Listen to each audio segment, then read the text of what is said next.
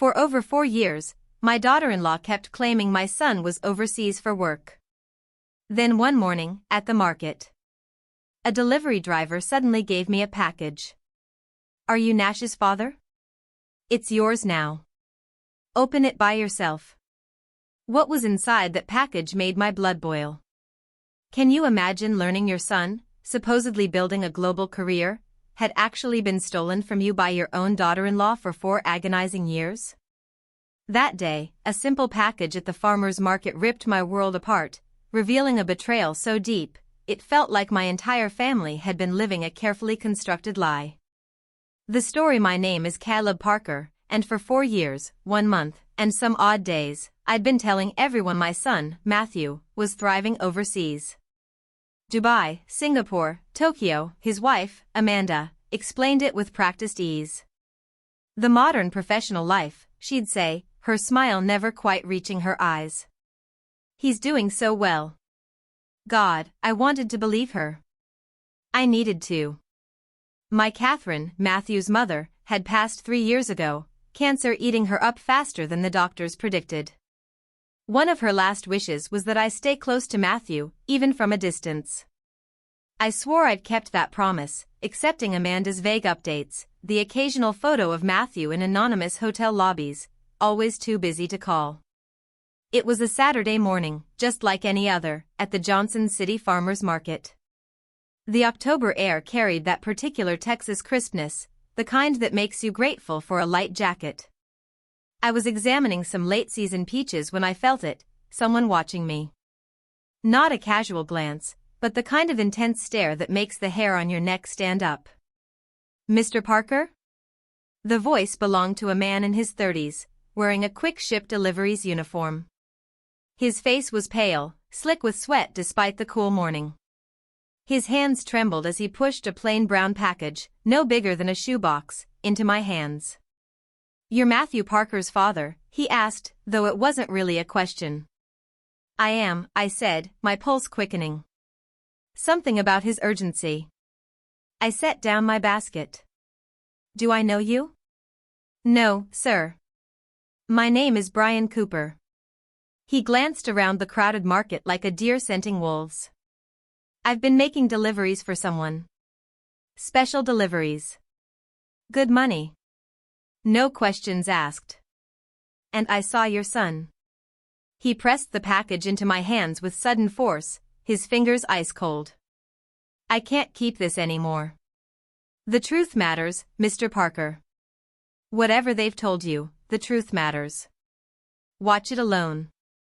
"Wait, what are you talking about?" I gripped the package, my stomach lurching. "What truth? What do you know about Matthew?" "Watch it alone," he repeated, his voice cracking. "Don't tell anyone you have this. Not yet. Not until you understand what you're really dealing with. Then you need to explain." I pleaded. "I'm sorry." His eyes were wet now, desperate. "I tried to do what was right, but I have a family, a wife, 2 little girls who need their daddy. I can't." He turned and vanished into the crowd before I could grab his arm, before I could demand an explanation for the crushing dread that had just settled in my gut. I made it to my truck, my hands shaking so badly I could barely turn the key.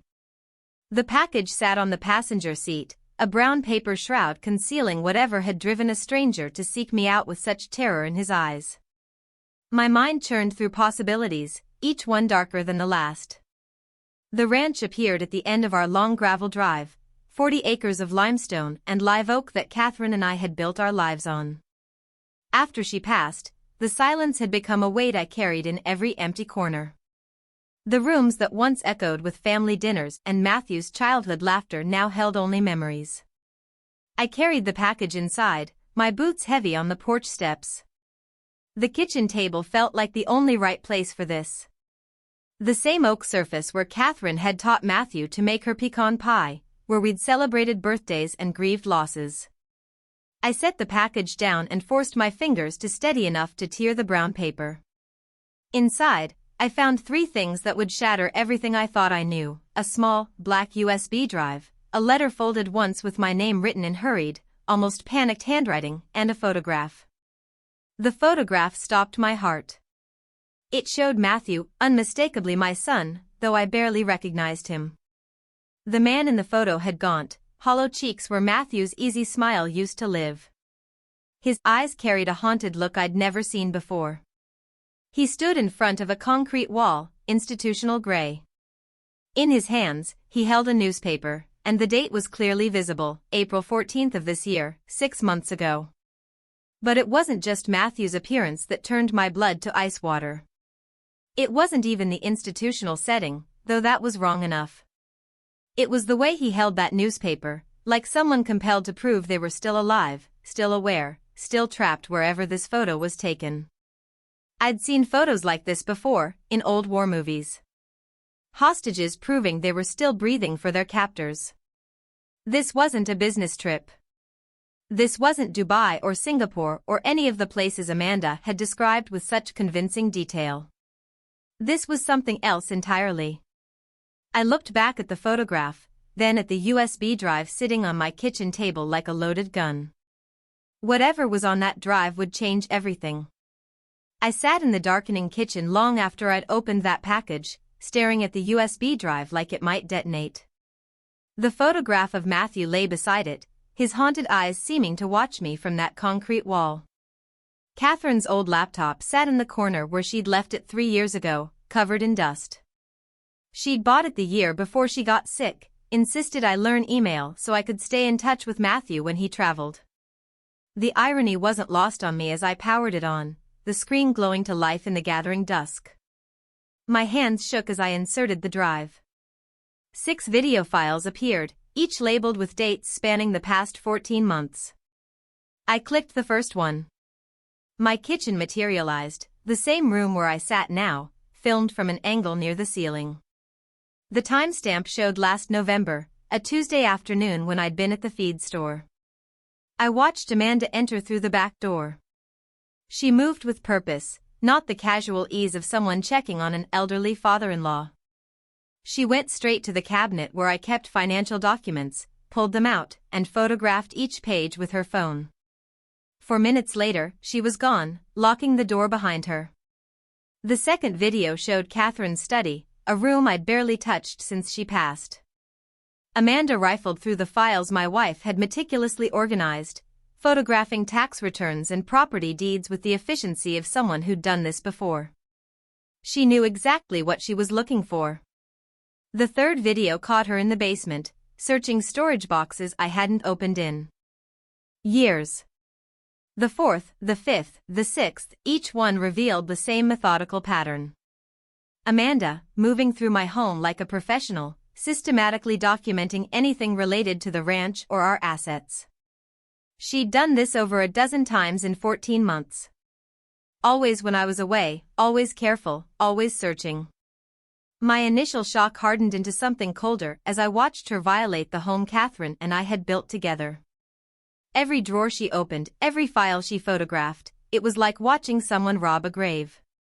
I set the videos aside and unfolded Brian Cooper's letter. His handwriting was cramped, urgent, the words tumbling over each other like he'd been racing against time or fear. Mr. Parker, my name is Brian Cooper. I work for Quick Ship Deliveries.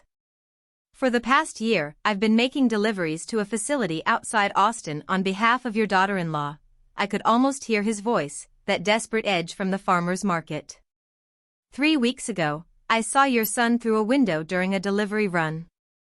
I recognized him from photos I'd seen at your ranch.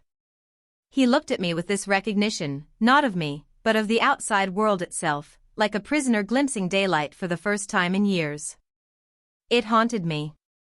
I couldn't stop thinking about it. The letter described how Brian had started asking questions, carefully making inquiries with contacts in healthcare administration, piecing together what was really happening. Your son isn't traveling overseas, Mr. Parker. He's been here the entire time, locked away while the world thinks he's building some glamorous career. I don't know all the details, but I know wrong when I see it. His words grew shakier toward the end.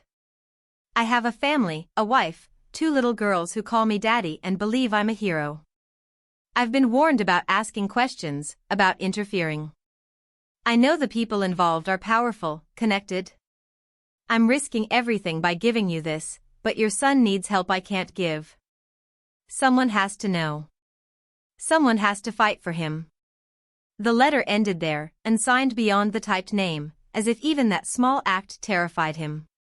I opened the final file on the USB drive with hands that had gone numb. A medical report materialized on screen, clinical and precise. Matthew Parker, DOB, Matthew's DOB, diagnosis, severe traumatic brain injury resulting in significant cognitive impairment, requiring ongoing supervised care and rehabilitation. Legal guardian, Amanda Carson Parker. All medical decisions and visiting privileges subject to guardian approval. Admission date. The numbers swam before my eyes. I had to read them 3 times. For years, 1 month, and 12 days ago. One day after Matthew had supposedly left for his first overseas assignment in Dubai. One day after Amanda had driven him to the airport with tears in her eyes, promising to take care of me while he was gone. He'd never left Texas at all. For 4 years, while I'd been telling neighbors my son was building his career overseas, while I'd been accepting Amanda's updates and occasional photos of Matthew in hotel lobbies, he'd been locked away in a facility less than an hour from this kitchen. Close enough that I could have driven there any Saturday after the farmer's market. She'd taken legal guardianship while I'd been believing her lies. She'd locked him away, stolen his life. And for 4 years, she'd been systematically searching my home, photographing documents, hunting for something. But what? The medical report glowed on the screen in the darkness that had fully claimed the kitchen. For years, 1 month, 12 days. My hands had stopped trembling. The shock had passed, burned away by something colder, sharper. Tomorrow, I'd see Amanda when she dropped off the kids. Tomorrow, I'd have to look her in the eye and pretend I knew nothing. But tonight, I needed to understand exactly what I was fighting against. I didn't sleep that night. I lay awake replaying 4 years of conversations, every excuse Amanda had offered, every deflection, every moment she'd made me doubt my own instincts. By the time dawn broke over the hill country, I understood the truth. I hadn't been stupid. I'd been systematically gaslit. When Amanda's BMW pulled up the gravel drive at 10 that morning, I was ready. But first, I needed to understand how she'd done it. The video calls had always felt real. Amanda scheduled them carefully, always when she knew I was alone, usually Sunday evenings when the ranch felt emptiest. Matthew would appear on screen in what looked like hotel rooms, neutral walls, generic furniture, spaces that could have been anywhere. He looked tired, distracted, apologetic. "Sorry, I can't talk long, Dad. Big presentation tomorrow. The time difference makes it hard to catch you.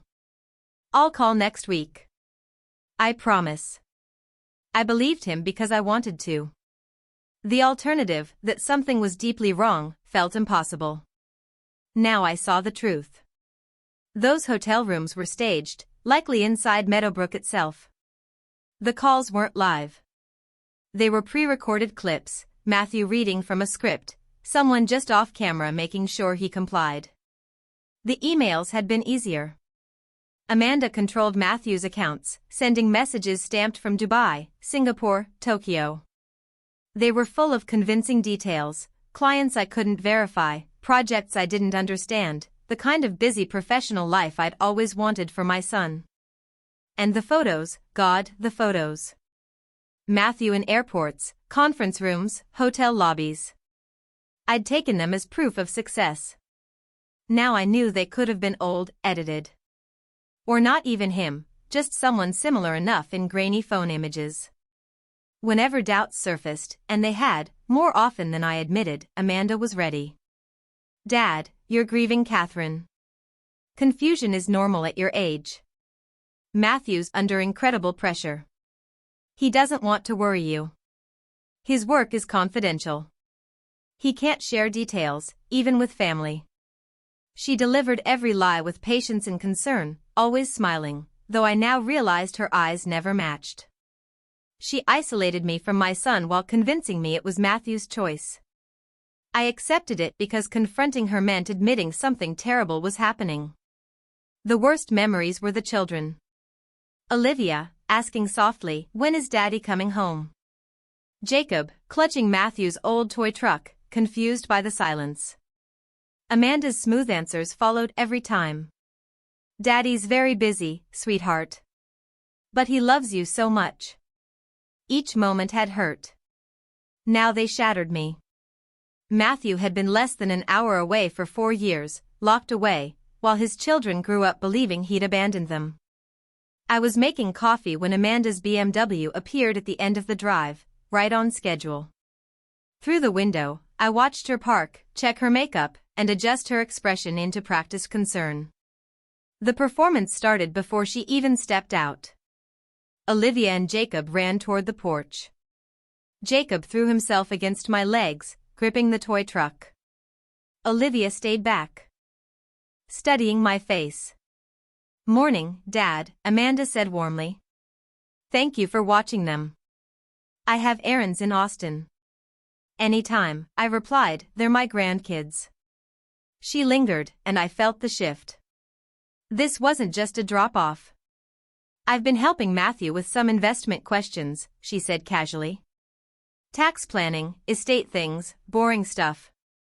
Catherine might have kept copies of financial documents, property records, trust papers. "You were always so organized." She smiled. There it was. The real reason she'd searched my house for over a year. "I'm not sure what I have," I said slowly. "I can look." Relief flashed across her face before she hid it. "That would be wonderful." No rush. After she left, I spent the day with the kids. We baked cookies in Catherine's kitchen, the way she'd once taught Matthew. Jacob talked nonstop. Olivia stayed quiet, measuring ingredients, carefully watching me. "Grandpa," she whispered later, "when is Daddy really coming home?" I knelt to her level. "Your daddy loves you very much. Mommy says he's too busy to call," she said, her eyes shining. "Did Daddy forget us?" "Never," I said, holding her close. "He would never forget you." That afternoon, Jacob raced across the yard while Olivia drew beneath Catherine's apple tree. I watched them and counted the Sundays Matthew had lost, birthdays, scraped knees, small victories, all of it stolen. Amanda arrived at 5, perfectly on time. "Thank you again," she said. "I don't know what I'd do without you." I watched the BMW disappear, the children waving from the back window. My chest ached with everything I couldn't tell them yet. The next morning, I drove to Austin before sunrise. With a small brass key Catherine had left me years ago. It was tagged with a number, 247. At the time, I'd been too broken to ask why. Now I understood. Whatever Amanda was hunting, Catherine had hidden it where her daughter-in-law would never think to look. The day before, I'd baked cookies with Olivia and Jacob. Flour dusted the counter and Jacob's laugh filled the kitchen, Matthew's laugh, the same cadence, the same joy. Then Jacob looked up at me, chocolate chips melting on his fingers, and asked, "When's Daddy coming home, Grandpa?" The question landed like a stone in still water. "Soon, buddy," I'd said, the lie burning my throat. Olivia had glanced at her brother, then at me. She moved closer, her voice dropping to a whisper only I could hear. "Grandpa. Mom gets really mad when we ask about Daddy." I'd frozen, wooden spoon in hand. "What do you mean, sweetheart?" But Olivia had already turned back to the dough, rolling it between her small palms, her face carefully blank. Later, I'd found her drawing in the living room, stick figures labeled me, Jacob, Grandpa, Mommy, and Daddy. A thick black line separated Daddy from the rest. She'd drawn him on the other side of the page, alone. I'd kept that drawing. It sat in my truck now, tucked into the glove compartment. The drive to Austin took 45 minutes. Hill country stretched out on either side of the highway. live oaks and limestone bluffs catching the morning sun. Catherine had loved this drive. She'd rolled down the window, let the wind tangle her hair, and told me stories about the land, about her grandmother, who'd grown up in Blanco County when it was still wild. I thought about her hands now, strong, capable, always moving. She'd seen things I'd missed. She always had. The bank in downtown Austin was quiet, sterile. The vault manager led me through 2 locked doors into a room lined with numbered boxes. Box 247 sat at eye level, small and unassuming. The key turned smoothly. Inside, a single manila folder, thick with documents. On top, in Catherine's handwriting, Parker Family Trust, confidential. My hands shook as I opened it. The trust document itself was dense, pages of legal language I'd need a lawyer to parse. But beneath it, folded carefully, was a letter, handwritten, dated 6 months before Catherine died. My dearest Caleb, if you're reading this, I'm gone. And if I'm right about what I suspect, you're going to need this. I have been watching Amanda for a long time, longer than you realize. I've seen the lies. Small at first, then bigger. Money that doesn't add up. Stories that shift when you press on them. The way she looks at Matthew, not with love, but with calculation. I know you think I'm being paranoid. You've always seen the best in people. It's one of the things I love most about you. But Caleb, this time I need you to trust me. I've set up this trust. It protects Matthew and the children. Everything, the ranch, the land, all our assets, is in an irrevocable trust for Matthew and his children, with you as the trustee. If anything happens to Matthew, if Amanda tries to control the estate or claim guardianship over finances, this trust stops her. She gets nothing. I've worked with Gerald Stevens downtown. He's solid, Caleb. He knows what to do. Fight for our son. Don't trust the obvious answers. Dig deeper. You're stronger than you think you are. I love you. I always will. Catherine. I sat in that vault room for a long time, the letter trembling in my hands. The air conditioning hummed. Somewhere down the hall, a phone rang. Catherine had known. 3 years ago, when cancer was eating her from the inside, and she could barely stand without help. She'd seen what I couldn't. She'd prepared for this. She'd built a fortress around our son and grandchildren, brick by legal brick, and left me the key. I thought about Amanda's smile yesterday, the way she'd asked about trust papers with that carefully casual tone. She'd been searching for this for 4 years. She'd been tearing through our home, looking for the one thing that could stop her, and Catherine had made sure she'd never find it. I folded the letter carefully, slid it back into the folder with the trust documents, and stood. My knees creaked, old rancher's knees, worn from decades of work, but my hands were steady now. 20 minutes later, I burst through the door of Gerald Stevens's office in downtown Austin. The trust document pressed against my chest like armor. We need to talk, I said. And then we need to get my son back. Gerald looked up from his desk, startled, then stood immediately when he saw my face. Caleb, what's happened? I dropped the package on his mahogany desk. The USB drive clattered against the wood. Brian Cooper's letter, the photographs, the medical report from Meadowbrook. All of it spilled out between us. My son never left Texas, I said, my voice raw. Amanda's had him locked up in a facility outside Austin for 4 years under guardianship, and she's been tearing through my house looking for Catherine's trust. Gerald's face darkened as he examined each piece. He picked up the photo of Matthew, gaunt, hollow-eyed, holding that newspaper dated 6 months ago, and his jaw tightened. Catherine came to see me 3 years ago, Gerald said quietly. Right after her diagnosis. She said she'd been watching Amanda, seeing things that didn't add up. She was worried, terrified actually, that if anything happened to Matthew, Amanda would try to control everything.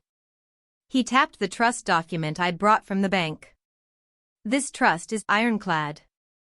It supersedes everything else: wills, powers of attorney, guardianship claims. Amanda has no access to your assets or Matthew's inheritance. The ranch, the land, everything stays protected for Matthew and the children, with you as trustee. Relief washed over me, but Gerald's expression remained grim. But if what you're showing me is true, Caleb, Amanda's committed serious crimes.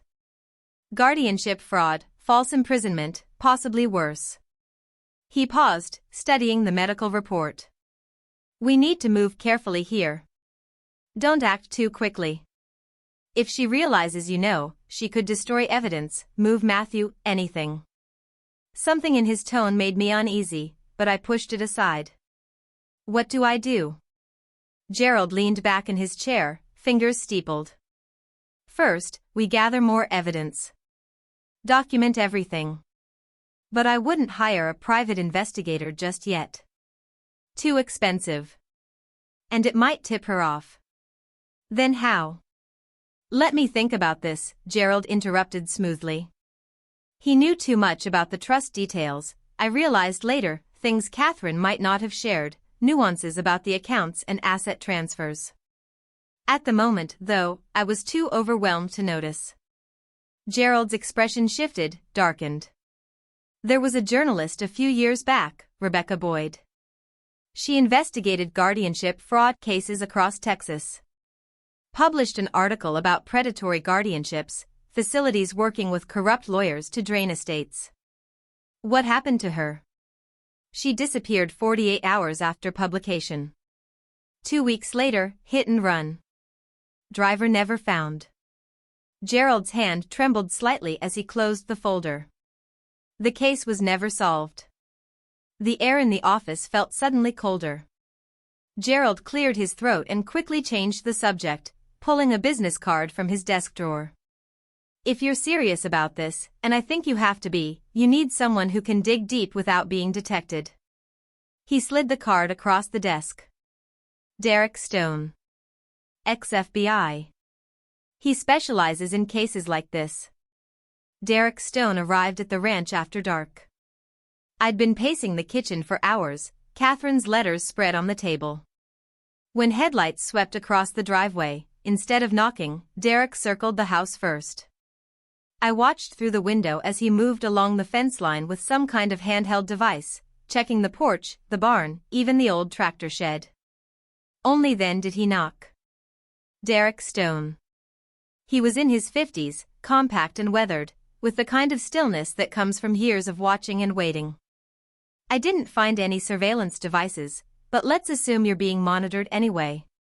He sat at Catherine's kitchen table and went through everything methodically, the videos, the letter, the medical report, the photograph. His face remained expressionless until I mentioned Meadowbrook. Meadowbrook Treatment Center, he repeated slowly. Outside Austin. You know it? I know of facilities like it. Derek set down the photo of Matthew. Mr. Parker, this is bigger than a family fraud case. These operations don't run on their own. They need infrastructure, complicit doctors, falsified reports, legal cover, and they need money. A lot of it. What are you saying? Rebecca Boyd? Derek's voice was flat. Careful. That hit and run? Gerald mentioned. That wasn't some panicked family member. That was professional, clean, the kind of thing you hire out when you need someone gone permanently.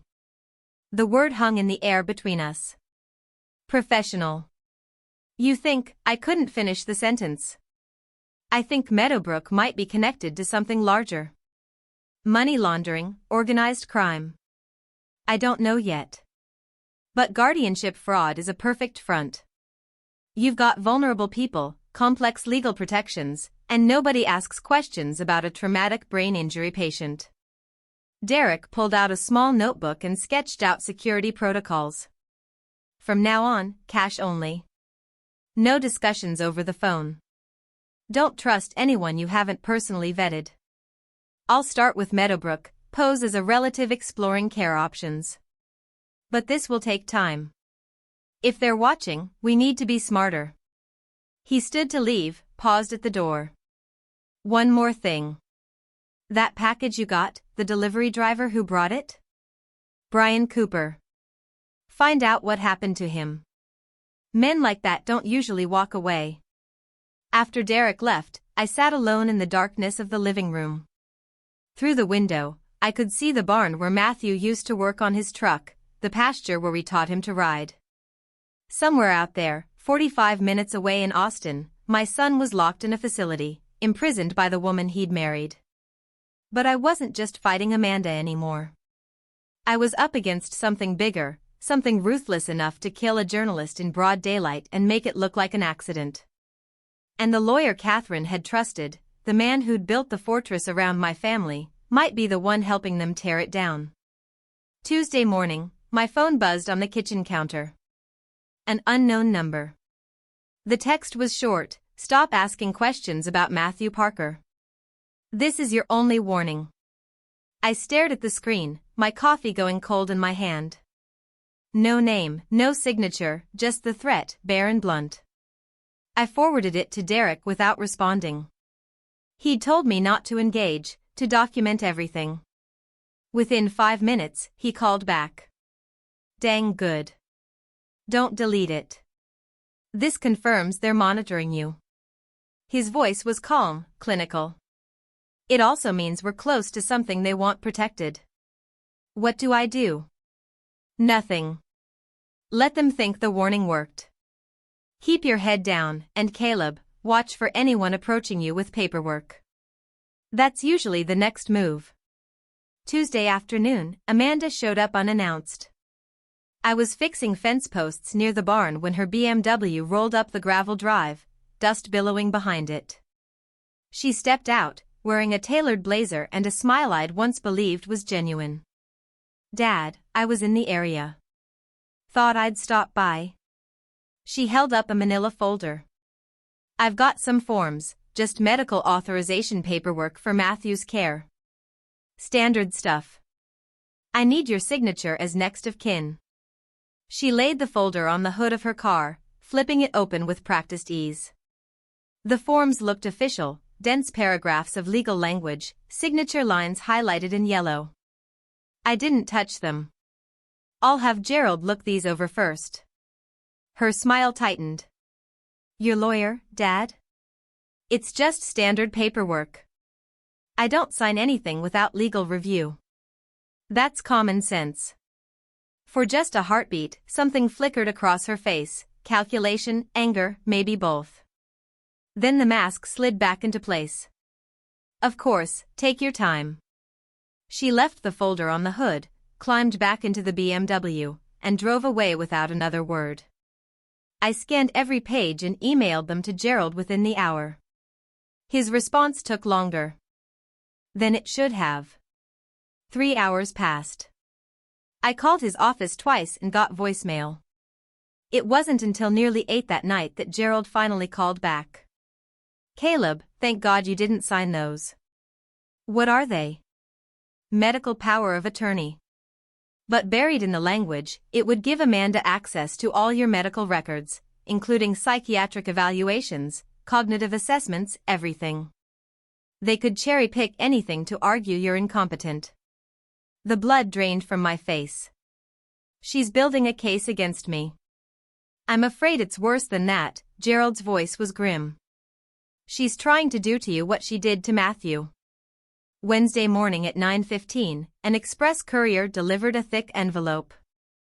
"Petition for competency evaluation" was stamped across the front in bold letters. I opened it at the kitchen table, Catherine's coffee mug still sitting where she'd left it 3 years ago, and read the words that would haunt me for the next 18 days. Amanda Carson Parker, acting out of concern for the welfare of Caleb Parker, age 67, petitions the court to determine whether Mr. Parker is capable of managing his personal and financial affairs. The petition cited frequent memory lapses, missed medical appointments, paranoid accusations, and confusion regarding family matters. It included statements from doctors I'd seen once for routine checkups, their words twisted into something unrecognizable. At the bottom, in stark black text, hearing scheduled 18 days from today. If she won, Amanda would control everything: the ranch, the bank accounts, my freedom. She could lock me away in a facility just like Matthew. She could take Olivia and Jacob and disappear, and I'd have no legal standing to stop her. My hands shook as I dialed Gerald. He answered on the first ring, and that's when I noticed he didn't sound surprised. Gerald, she filed a competency petition. I know. I just got the notification from the court. How is she moving this fast? She's acting faster than I expected. There was something off in his tone. Something too smooth, too rehearsed. We need evidence, Caleb. Solid, irrefutable evidence within 18 days. Without it, we're fighting blind. I thought about Derek's warning. Don't trust anyone you haven't personally vetted. Gerald had built Catherine's trust. He'd been our family lawyer for 15 years. But now, sitting in the silence after his words, I couldn't shake the feeling that he'd known this petition was coming before the courier ever knocked on my door. 18 days, I said quietly. 18 days, Gerald confirmed. I'll start drafting a response. You focus on staying calm, staying visible, documenting everything. Don't give them ammunition. After I hung up, I sat at that table for a long time, the petition spread in front of me like a death sentence.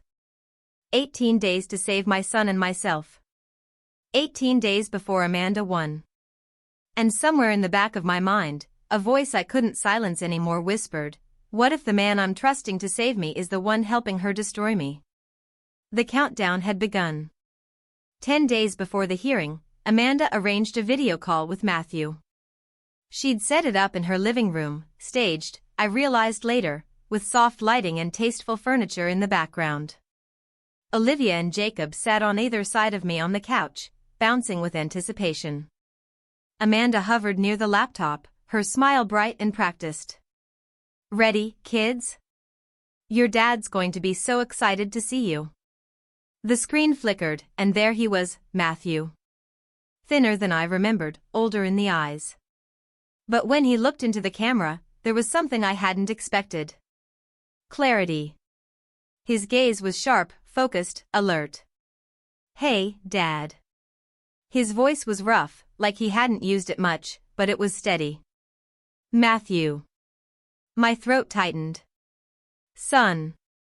Olivia squealed and waved frantically. Daddy.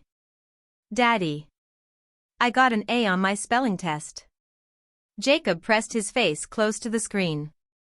I can count to 100 now. Want to hear? Matthew smiled, tired, worn, but genuine. I definitely want to hear. Go ahead, buddy. As Jacob counted and Olivia chatted about school, Matthew asked the right questions, remembered details, responded with the kind of attention that could only come from a mind fully present. He wasn't confused. He wasn't impaired. He was aware.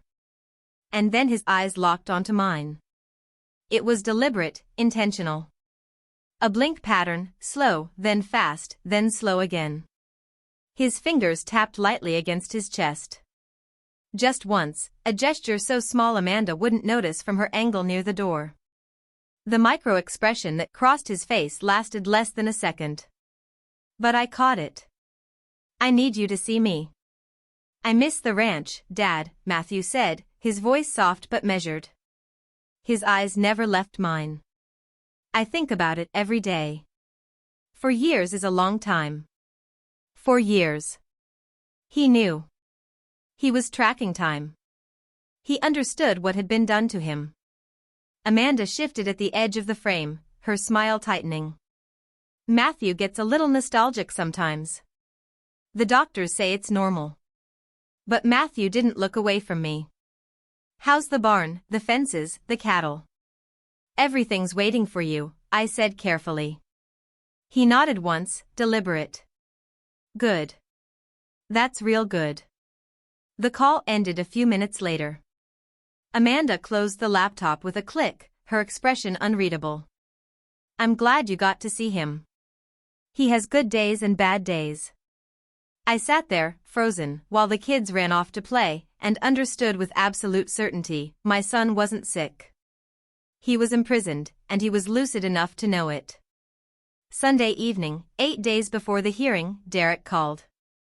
Brian Cooper is dead. I'd been standing at the kitchen sink, washing dinner dishes, and my hands went still in the soapy water. What happened? Single vehicle accident on Highway 290. 3 days after he delivered that package to you. Derek's voice was flat, professional. Police called it driver fatigue. You don't believe that? No. It was too clean. No skid marks, no signs of braking. The vehicle burned completely, destroyed any evidence of tampering. No witnesses. Brian Cooper drove a route he'd driven 1,000 times and suddenly he veered off the road at 70 miles per hour into a concrete barrier. I dried my hands slowly, staring out the window at the darkening hill country. Accident?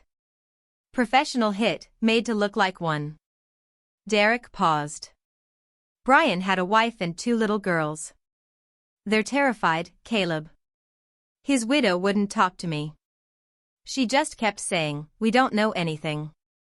Leave us alone. Someone threatened them.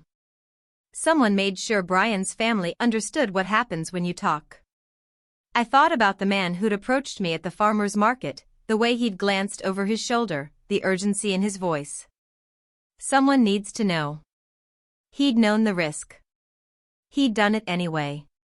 And they'd killed him for it. There's more, Derek said.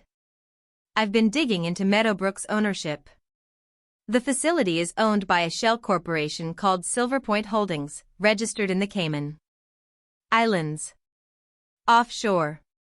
Silver Point owns 7 facilities across Texas, New Mexico, and Arizona.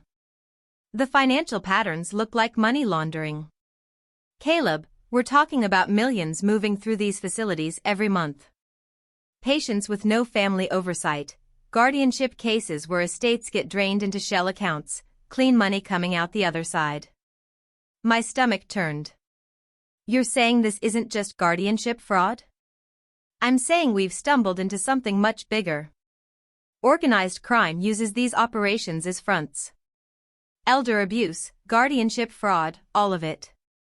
Funneling cash through legitimate-looking healthcare businesses. Derek's voice hardened. Rebecca Boyd figured it out. That's why they killed her. Brian Cooper saw something, so they killed him, too. And Matthew? Matthew's a cash cow. Amanda gets monthly fees for his care, probably $20,000 to $30,000 a month from the trust she thought she'd control.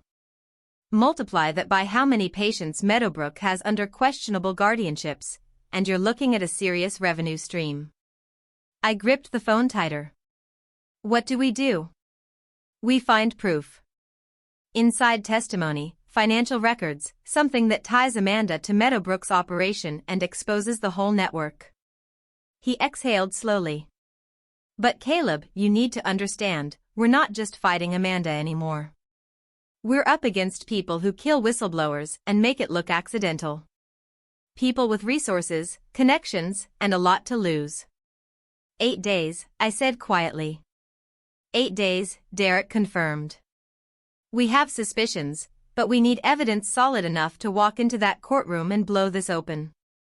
And people are dying for that evidence. I stood alone in the kitchen long after Derek hung up, the silence pressing in around me. Somewhere out there, Brian Cooper's widow was putting 2 little girls to bed, lying to them about why their daddy wasn't coming home.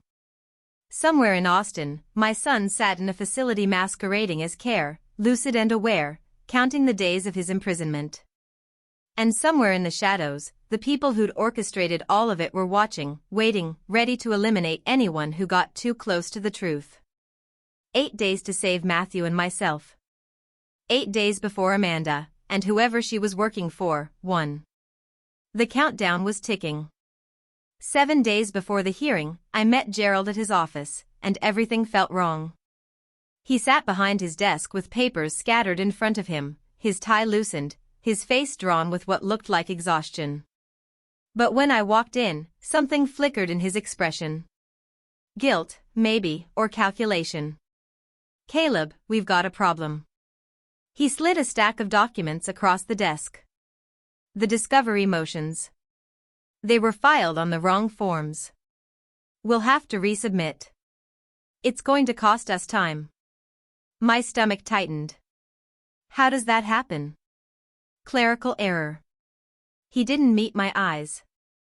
And there's something else. That backup USB Derek prepared, the one with all the surveillance footage? It's gone. Disappeared from my office safe. I think someone broke in, but nothing else is missing. Just that drive. I stared at him. A break-in that took only the evidence we needed most. Forms filed incorrectly at the worst possible time. It was too convenient, too perfectly timed to cripple our case. What about Derek's inside contact? I asked carefully. Any progress there? Gerald's head snapped up, and for just a second his mask slipped. You mentioned Derek was looking for someone at Meadowbrook? He trailed off, watching me. I'd never told him that. Derek and I had been careful. No details over the phone.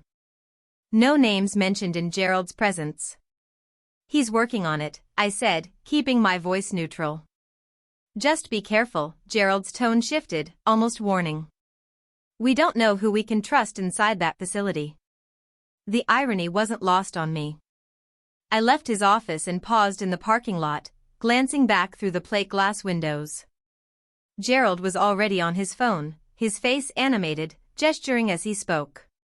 He hadn't waited 5 seconds after I walked out the door.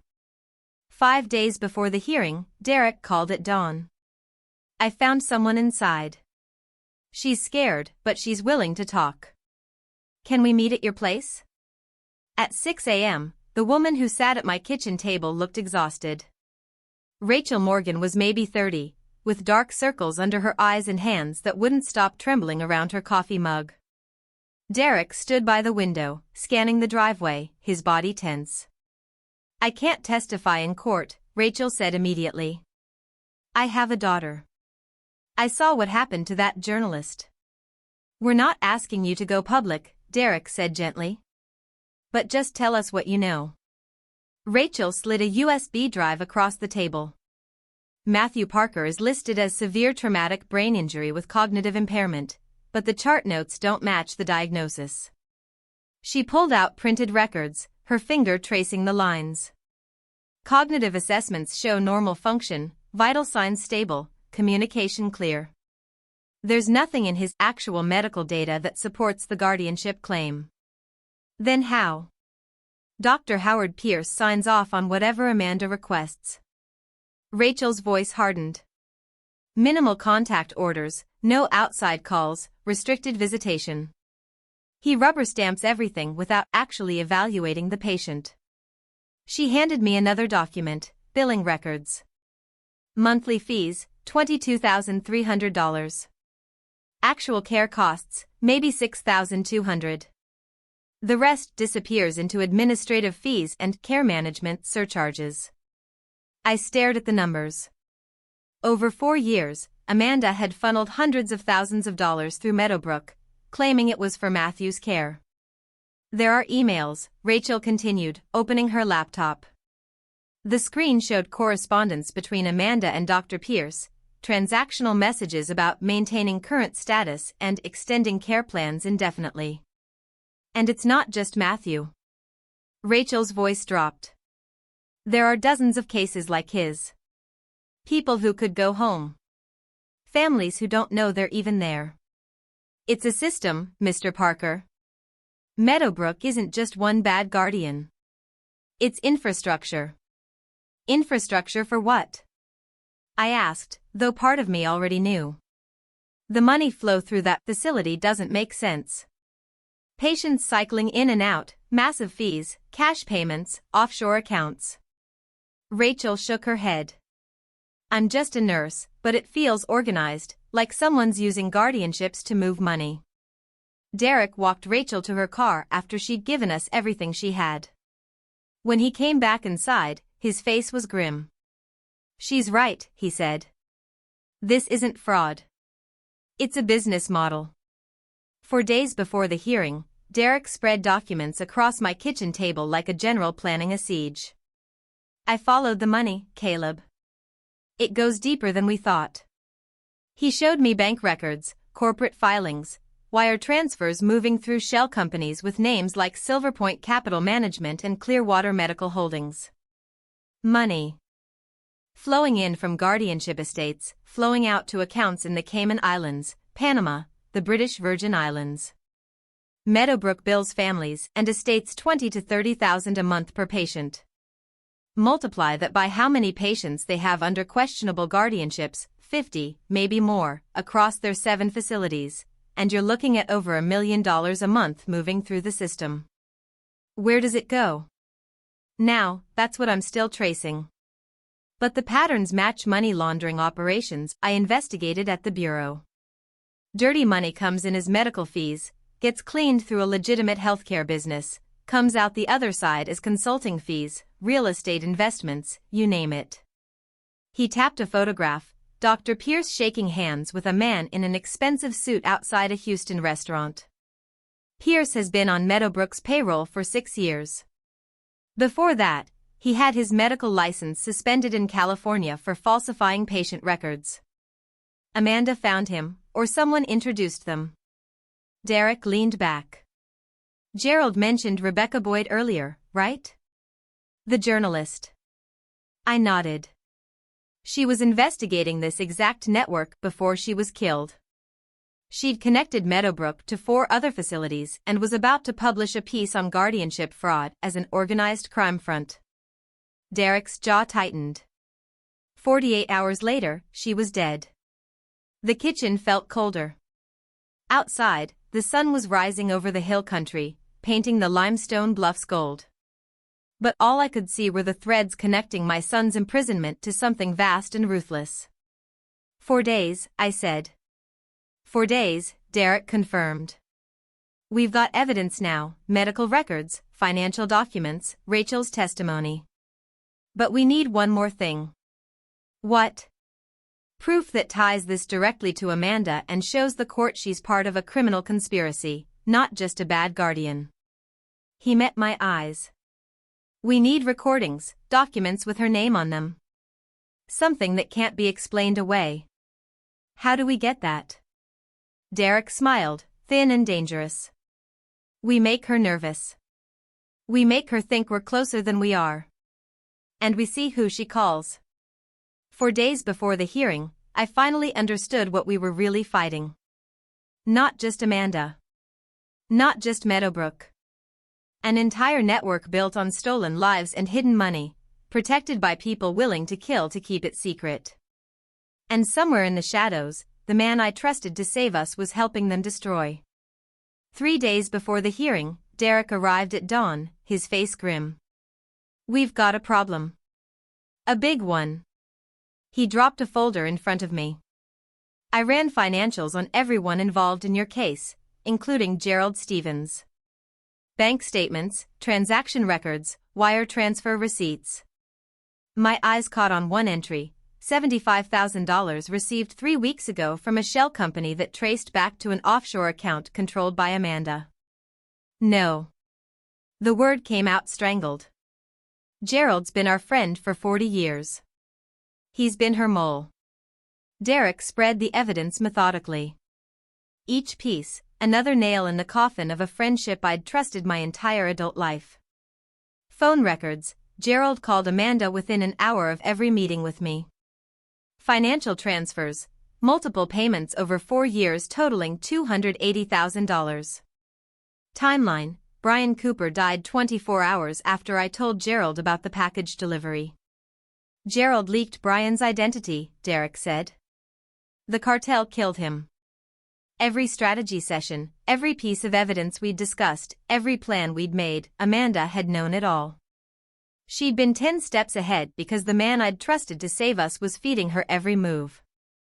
That missing USB? Derek's voice was cold. Gerald destroyed it. The discovery motions filed incorrectly? Sabotage. He was tasked with tanking your defense from the inside. Why? My voice cracked. Why would he? Money, blackmail, maybe both. Derek pulled out a small digital recorder. I confronted him yesterday with backup from a Travis County deputy. He broke down pretty quick once he knew we had the bank records. He pressed play. Gerald's voice came through the speaker, panicked and raw. I didn't have a choice. She knew things, mistakes I made years ago, financial issues.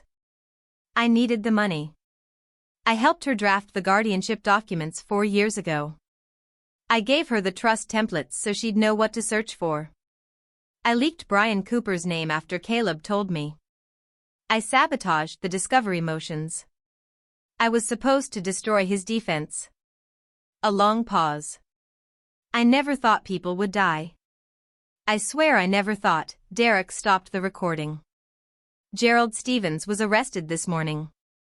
Conspiracy to commit murder, obstruction of justice, fraud. He's flipping. Plea deal in exchange for testimony against Amanda. The kitchen spun. 40 years of friendship, of trust, of shared meals and family celebrations. All of it a lie. Gerald had been at Catherine's funeral. He'd held my hand when I buried my wife and promised to protect what she'd built. And all along, he'd been helping Amanda destroy it. You need a new lawyer, Derek said. Immediately. The hearing's in 3 days. He slid a business card across the table. Maria Ortiz, best litigator in Austin. She specializes in guardianship cases, and she doesn't lose. She's expecting your call. I sat alone after Derek left, the business card in my hand. The weight of betrayal crushing my chest. 40 years of friendship, gone. 3 days until the hearing that would decide everything. And I had to start over with a lawyer I'd never met, building a defense from evidence that had been compromised and sabotaged by the man I trusted most. Outside, the hill country sun climbed higher, indifferent to the wreckage spreading across my kitchen table. Somewhere in Austin, Gerald sat in the cell, his life destroyed by greed and fear. Somewhere in that same city, Amanda was preparing for court, confident that her inside man had crippled my case beyond repair. But she didn't know about Rachel Morgan's testimony. She didn't know Derek had traced the money all the way to Sinaloa. And she didn't know that the lawyer she thought was sabotaging my defense had just become the star witness against her. 3 days. 3 days to bring down a network of corruption that stretched from a small guardianship case to an international cartel. 3 days to save my son and expose the truth. I picked up the phone and dialed Maria Ortiz. 2 days before the hearing, I met Maria Ortiz in her downtown Austin office. She was maybe 45, with sharp eyes and no patience for small talk.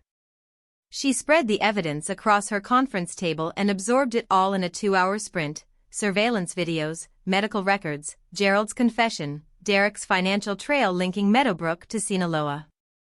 This is solid, she said, finally, tapping Gerald's recorded statement. His testimony will bury her. Maria outlined the strategy with precision: surveillance videos showing Amanda's systematic search for Catherine's trust, medical records proving Matthew's lucidity, Gerald's confession exposing the conspiracy, Derek's evidence tying it all to organized crime. Judge Crawford doesn't tolerate fraud, Maria said. If we prove your competency and Matthew's awareness, we win. But we need to move fast and hit hard. I drove back to the ranch as the sun set over the hill country, Catherine's letter folded in my shirt pocket. The threats came that night. I found 3 cattle dead in the west pasture, foam around their mouths, poisoned. On the fence post nearest the bodies, someone had burned a symbol into the wood, a stylized letter, crude but deliberate. A cartel signature. Derek arrived within 20 minutes of my call, his face grim as he photographed the symbol. This is a warning, he said quietly. They know the hearing's in 2 days. An hour later, I found the second thread on my porch, a photograph of me walking into the courthouse during a pre-trial meeting, taken from across the street. The accompanying text was simple: accidents happen in parking lots. Derek immediately called his FBI contacts. We need protection at the courthouse. These people don't make idle threats. The night before the hearing, I sat alone in Catherine's study. Her desk was exactly as she'd left it 3 years ago, pens in the cup, reading glasses folded beside the lamp, a photo of Matthew at age 10, holding a fish he'd caught in the creek. I held her letter in my hands, the paper soft from being read so many times. Fight for our son, Caleb. You're stronger than you think you are. I thought about Brian Cooper, who'd risked everything to deliver that package and paid with his life. About Rachel Morgan, terrified but brave enough to testify. About Derek, who'd walked away from retirement to stand between me and a cartel. About Gerald, whose 40 years of friendship had been a lie built on greed and fear. Tomorrow it would all come to a head. Tomorrow I'd face Amanda in court and expose everything she'd built. Tomorrow I'd fight for my son. The morning of the hearing was cold and tense. I drove to Austin alone, Catherine's trust document pressed against my chest like a talisman. The highway stretched empty before me, hill country limestone bluffs catching the early light. Somewhere ahead, in a courtroom I'd never seen, my entire future would be decided. Travis County Courthouse rose like a fortress in downtown Austin, all limestone and authority. I parked in the public lot and locked my truck, my hand steadier than I'd expected. Derek appeared beside me almost immediately, his eyes scanning the parking lot. Stay close to me, he said quietly. They're here. I followed his gaze and saw the men in casual clothes, positioned too deliberately around the courthouse perimeter, watching the entrances. One leaned against a lamppost. Another sat in a sedan with the engine running. FBI? I asked. Deployed inside and around the building. My contacts came through. Derek's hand rested near his jacket, where I knew his weapon was holstered. Let's get you inside. The courtroom was all wood paneling and high ceilings, fluorescent lights casting everything in harsh clarity. I took my seat beside Maria Ortiz at the petitioner's table, her briefcase open, documents organized with military precision. Across the aisle, Amanda sat with 3 lawyers. Sharon Caldwell, her lead attorney, wore a suit that probably cost more than a month's feed for my cattle. She was sharp, confident, flipping through notes with practiced ease. The 2 junior lawyers flanked her like sentries. Amanda herself wore a navy suit, her expression carefully composed, worried, devoted, the mask of a concerned daughter-in-law doing her painful duty. She glanced at me once, and for just a heartbeat, I saw calculation flicker behind the facade. At exactly 9 o'clock, the bailiff called, "All rise." Judge Helen Crawford entered from her chambers. She was 60-something, with steel-gray hair pulled back and eyes that missed nothing. Her reputation preceded her, fair, meticulous, and utterly intolerant of games. She took her seat, surveyed the courtroom with the measured gaze of someone who'd seen every trick in the book, and picked up her gavel. This court will come to order. We are here regarding the petition for competency evaluation of Caleb Parker. Her voice was clear, authoritative. We will hear opening statements. Miss Caldwell, you may begin. Sharon Caldwell stood, smoothing her suit jacket, and approached the bench with the confidence of someone who thought victory was assured. But across the aisle, Maria Ortiz sat perfectly still, a slight smile playing at the corner of her mouth. And in my pocket, Catherine's letter rested against my heart. Amanda's game had begun. But this time, I held cards she didn't know existed. This time, the truth had teeth. Sharon Caldwell rose with practiced empathy etched across her face. Your Honor, we are here today because of serious concerns regarding Caleb Parker's declining mental capacity. Her voice carried the weight of reluctant duty. Memory lapses, missed appointments, paranoid accusations against a devoted daughter-in-law. She paced before the bench, her expensive heels clicking against the tile. Mr. Parker has claimed that his son, who is receiving necessary care for a traumatic brain injury, is being held prisoner. He's accused his daughter-in-law, who has sacrificed years of her life caring for Matthew, of breaking into his home. Sharon's pause was perfectly timed.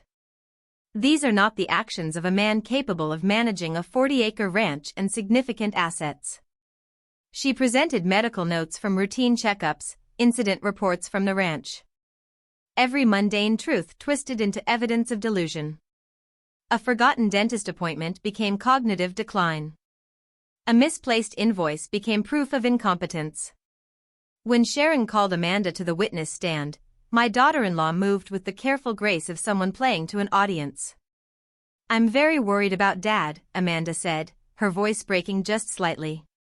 "Since Catherine died, he's been different. He forgets conversations we've had, makes wild accusations. I love him. I just want him to be safe." It was Oscar-worthy. Sharon called two of Amanda's friends as character witnesses, polished women who testified with concerned frowns that yes, they'd noticed Mr. Parker seemed confused, disoriented, perhaps not quite himself.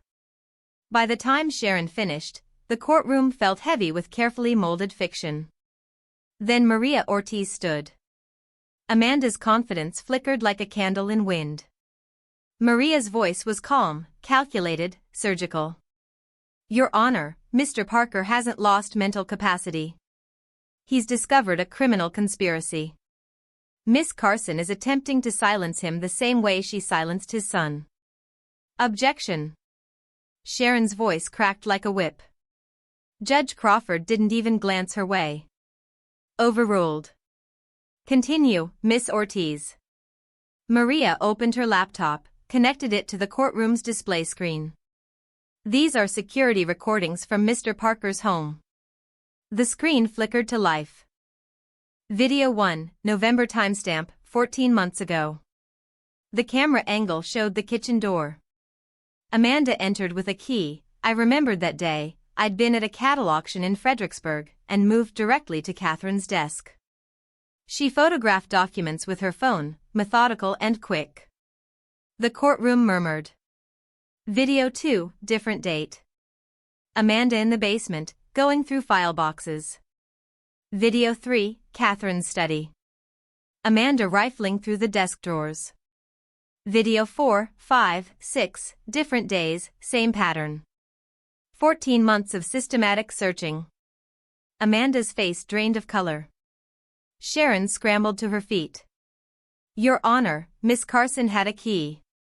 She was concerned about her father-in-law's welfare." "Checking on." Maria cut her off smoothly. "Welfare checks don't include photographing financial documents and rifling through private papers. This is calculated intrusion. Searching for something specific." She turned to face the bench directly. "Your Honor, the truth is that Matthew Parker is not incapacitated. His guardianship was obtained through fraud." The courtroom went absolutely still. "We have medical evidence from facility staff showing Mr. Matthew Parker is fully lucid, aware, and capable. We request that Matthew Parker be brought before this court for an independent psychiatric evaluation." Sharon exploded. "Objection. This is outside the scope of these proceedings. Matthew Parker is severely impaired. Transporting him would cause psychological trauma." Judge Crawford's gavel came down once, sharp as a gunshot. "Miss Caldwell," the judge's voice was steel wrapped in ice, "if Mr. Matthew Parker is as impaired as you claim, an evaluation will confirm that. If he is not, then we will have very serious questions about how this guardianship was obtained and maintained." She turned to the court clerk. "I am ordering Matthew Parker brought to this courthouse immediately for evaluation by a court-appointed psychiatrist." Judge Crawford's eyes swept the courtroom. "We will reconvene at 2 o'clock this afternoon." The gavel came down, steel on wood, final as a door closing. Amanda's carefully maintained composure shattered. She leaned toward her lawyers, whispers urgent and desperate. Sharon's face had gone tight, a professional mask slipping to show something close to panic. The two junior attorneys flanked her, one already typing furiously on his phone. Across the aisle, Maria gathered her documents with unhurried precision. She caught my eye and gave the smallest nod. We've got them. Derek appeared at my shoulder as people began filing out of the courtroom. FBI picked up increased radio chatter from the cartel surveillance team outside. They're spooked. Matthew en route. Judge's order went through. Meadowbrook has to comply or face contempt charges. He'll be here by 2 hours. In 2 hours, my son would walk into this courtroom for the first time in 4 years, 1 month, and 12 days. He'd face the woman who'd stolen his freedom, the lawyers who'd built his cage, the judge who could set him free. In 2 hours, everything would be decided. I stepped out into the courthouse hallway. Through the tall windows, I could see downtown Austin spreading out under a cloudless sky. Somewhere out there, Amanda's conspiracy was unraveling. Gerald sat in a cell, waiting to testify. Rachel Morgan was under FBI protection, her evidence already submitted. Derek's financial trail led straight to Sinaloa. And Matthew was coming home. I thought about Catherine, 3 years gone, who'd built the fortress that protected us even from beyond the grave. About Brian Cooper, who died getting truth into my hands. About the 40 years of friendship with Gerald, burned to ash by greed. The courtroom doors would open again at 2 o'clock. And when they did, my son would walk through them, not as a patient, not as a ward, but as a witness to his own imprisonment. 2 hours. I just needed to hold on for 2 more hours.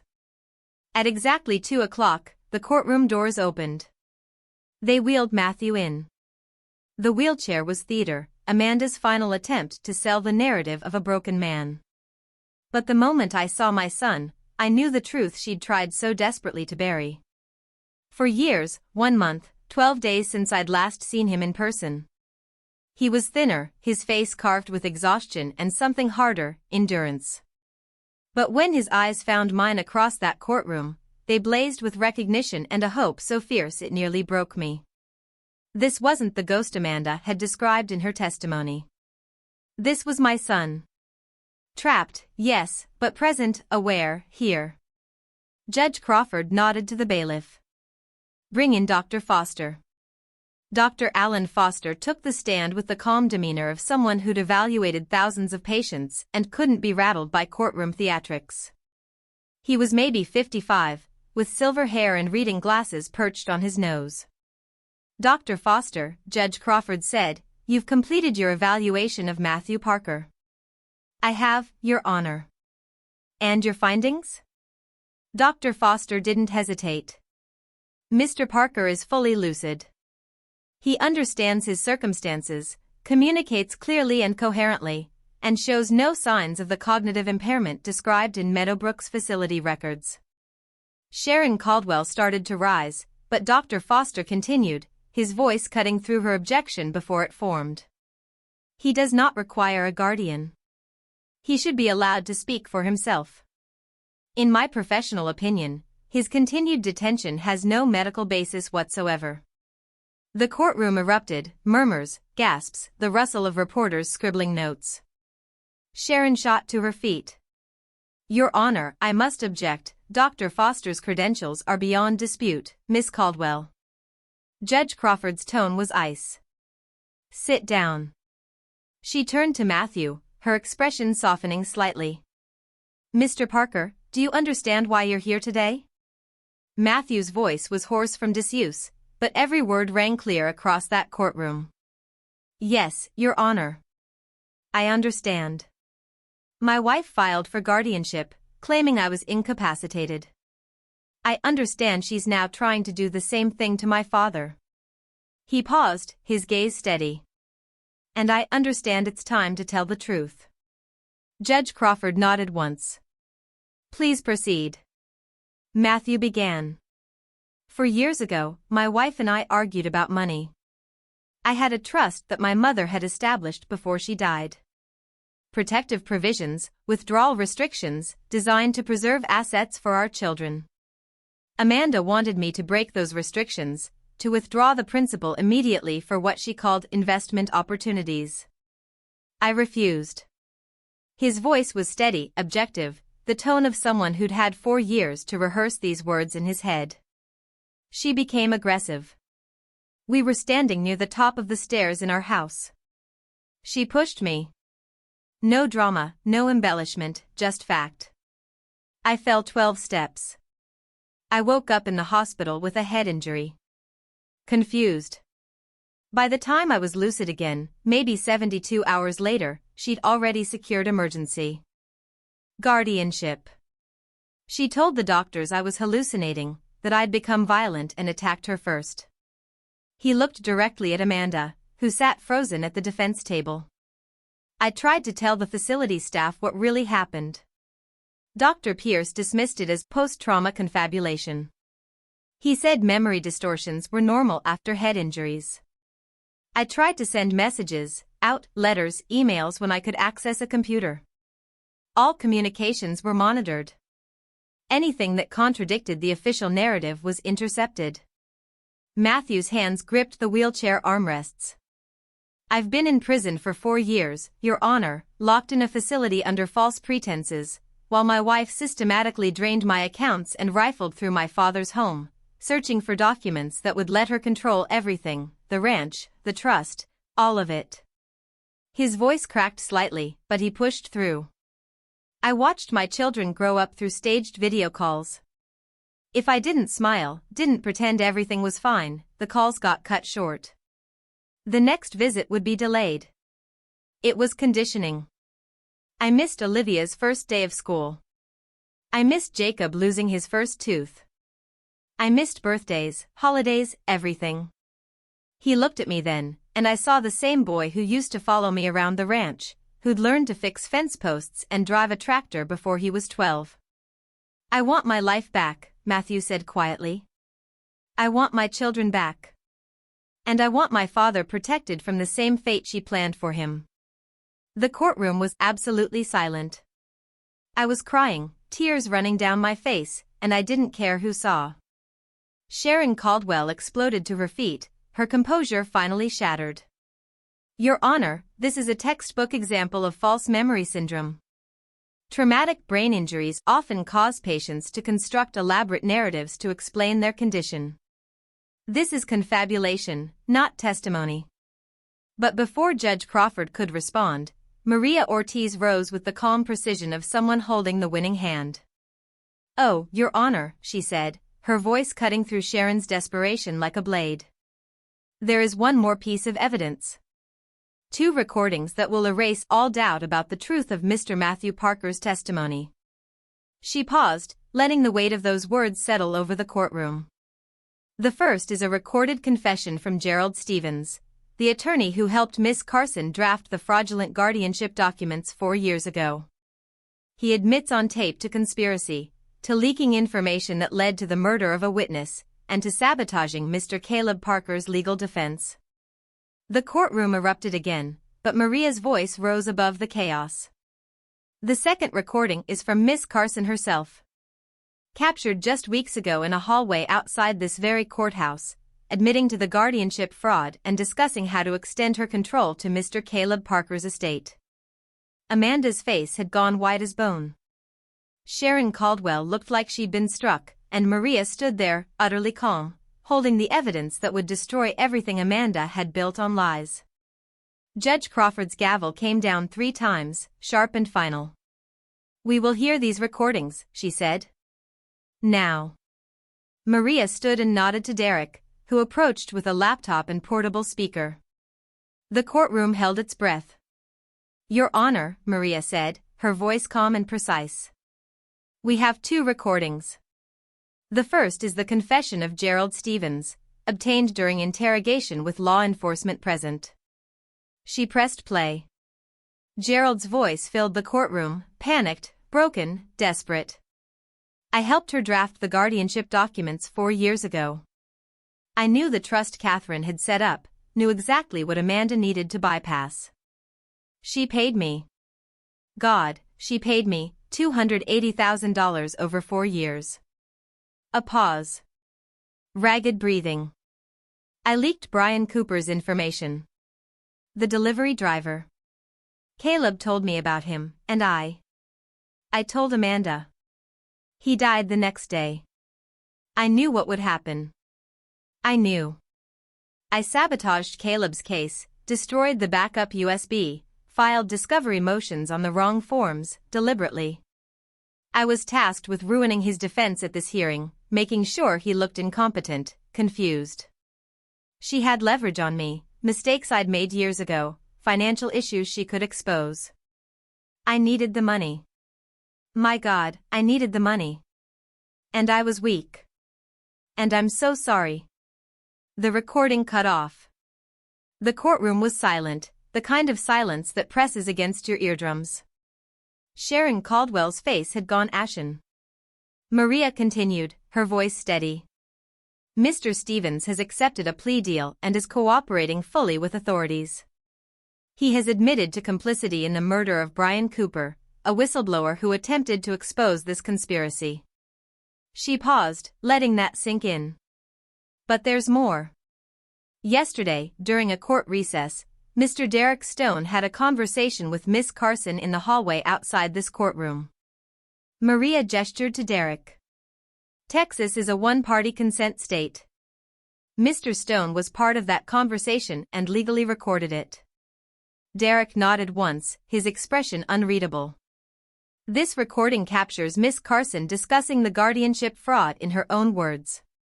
Maria pressed play again. Amanda's voice came through the speaker. Different from her testimony, stripped of the careful, concerned tone she'd used on the witness stand. This voice was cold, calculating, furious. You should have signed what I needed, Caleb. You should have stayed confused and compliant like I planned. Derek's voice, neutral. What are you talking about? Matthew was never good enough, never ambitious enough. When he fell down those stairs, I saw an opportunity. An opportunity for what? To protect my children's inheritance from his inadequacy, to control everything the way it should have been controlled from the start. And Caleb? A bitter laugh. Gerald should have handled him. I paid that man enough over the years. But Caleb kept digging, kept asking questions.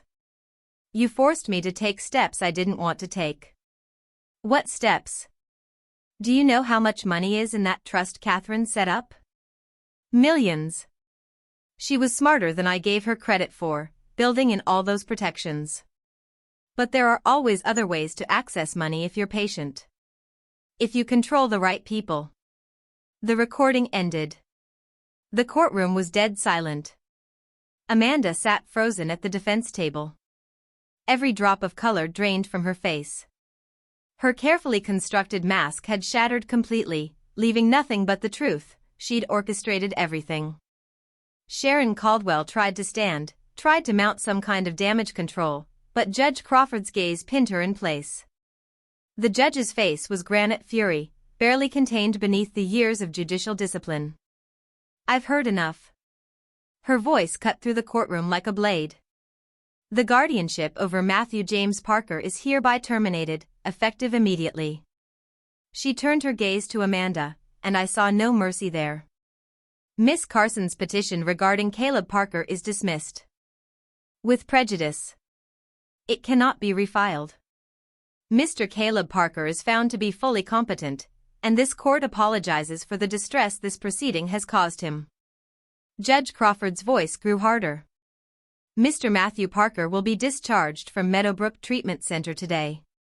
Furthermore, I am ordering an immediate investigation into Amanda Carson for guardianship fraud, financial exploitation, conspiracy, and complicity in attempted murder. The courtroom erupted in murmurs, but the judge wasn't finished. I am also ordering an immediate investigation into Meadowbrook Treatment Center and all affiliated facilities operating under Silverpoint Holdings. This court has reason to believe these facilities are involved in systematic guardianship fraud. She looked directly at the federal agents Derek had positioned in the back of the courtroom. I am referring this entire matter to the Federal Bureau of Investigation for a full investigation into potential money laundering and organized crime connections. Judge Crawford's gavel hovered. Miss Carson, you are hereby ordered to surrender your passport immediately and remain within Travis County pending criminal charges. If you attempt to leave the jurisdiction, you will be arrested. Her gavel came down like thunder. "This court is adjourned." The sound reverberated through the courtroom, final as a door slamming shut. Amanda sat motionless, her world collapsing in real time. Sharon Caldwell leaned close, whispering frantically, but Amanda didn't seem to hear her. She stared straight ahead, seeing nothing. Across the courtroom, Matthew's eyes found mine. Relief, exhaustion, and beneath it all, something I hadn't seen in 4 years, hope. I crossed the aisle without thinking, without caring about protocol or procedure or who was watching. Matthew stood from the wheelchair Amanda had forced him into, and I pulled my son into my arms. We both cried. Neither of us cared who saw. "You're free," I whispered against his shoulder. "You're free, son." "I know," Matthew said, his voice breaking. "I know."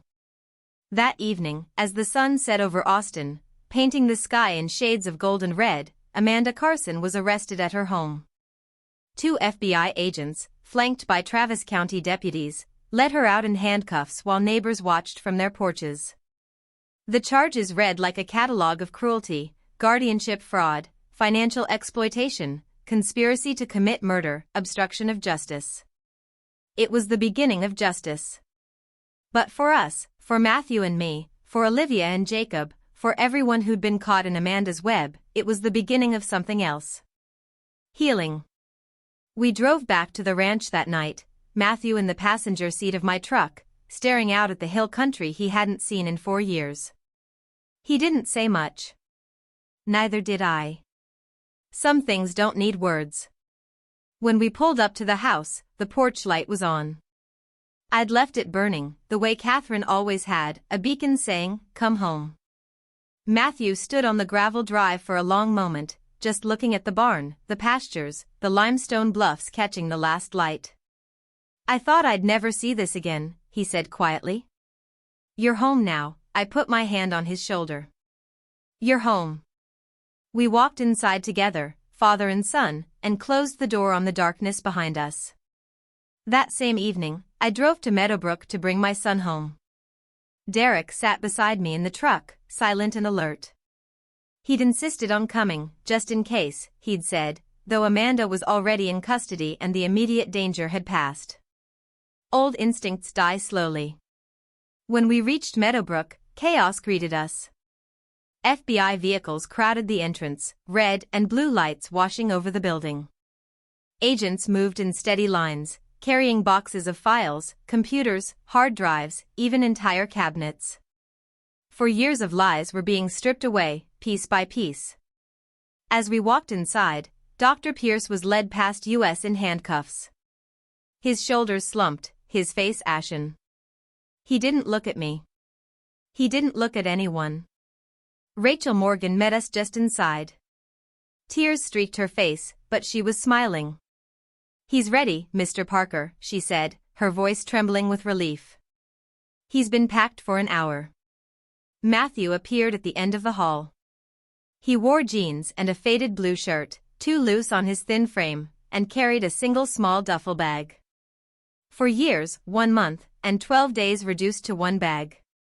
We stood there, father and son, separated by 20 feet and a lifetime of stolen time. Then I opened my arms. Matthew crossed the distance in 3 steps and collapsed into me. We cried without restraint, the kind of sobs that rise from somewhere deeper than pain. I held him the way I had when he was small, and he clung to me like a man finally reaching shore. Derek turned away, giving us what privacy he could. When we pulled apart, Rachel touched my arm. 15 other patients are being discharged tonight. Families are being contacted. You saved more than your son. I couldn't speak.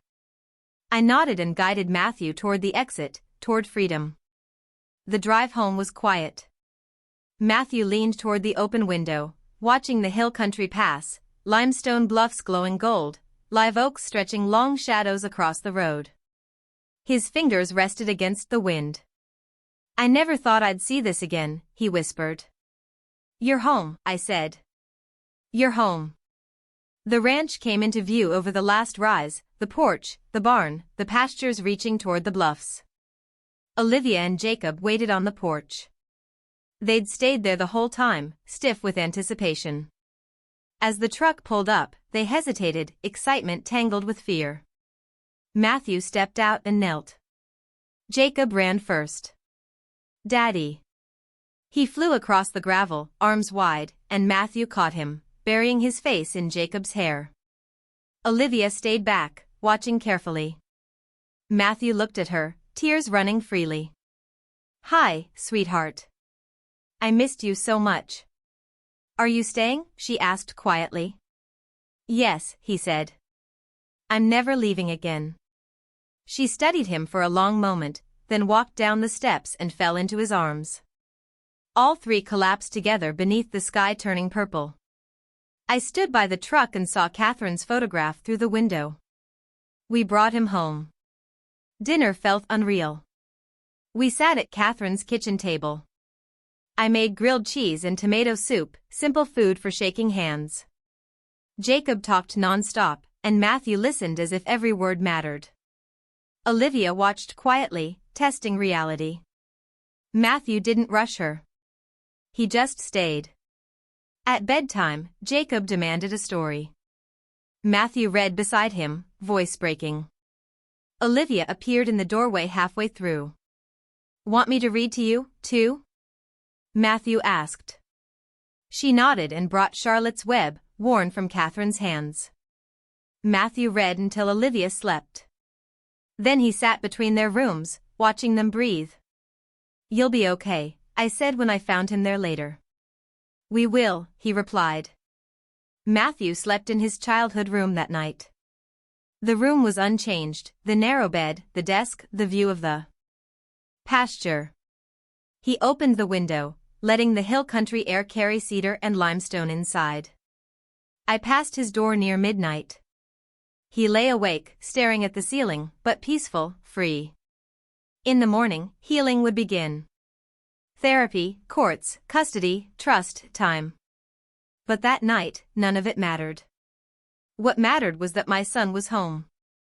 I listened to his breathing down the hall and let myself believe healing was possible. The ranch, once a battlefield, was sanctuary again. Tomorrow, Amanda would face arraignment. Meadowbrook would close. 16 patients would go home. But tonight, my son slept under my roof, and that was enough. The first week home was awkward and precious in equal measure. Matthew moved through the ranch like a man learning to inhabit his own skin again. He woke early, helped with chores, his hands remembering the rhythm of fence repair and cattle feed, even when his mind still stuttered over simpler things, which drawer held the silverware, where we kept the coffee mugs. We worked side by side in the west pasture, replacing rotted posts, and slowly the muscle memory returned. He swung the post-hole digger with the same easy strength I remembered, and for brief moments it was like the 4 years had never happened. But then night would come, and I'd wake to the sound of him screaming. I'd find him sitting on the edge of his childhood bed, shaking, drenched in sweat, back in Meadowbrook in his mind. I'd sit beside him until the trembling stopped, until he remembered where he was, until dawn broke over the hill country and convinced him he was really home. Therapy twice a week. The counselor had said family sessions and individual. This will take time. The kids didn't know how to act around their father, and he didn't quite know how to be a father again.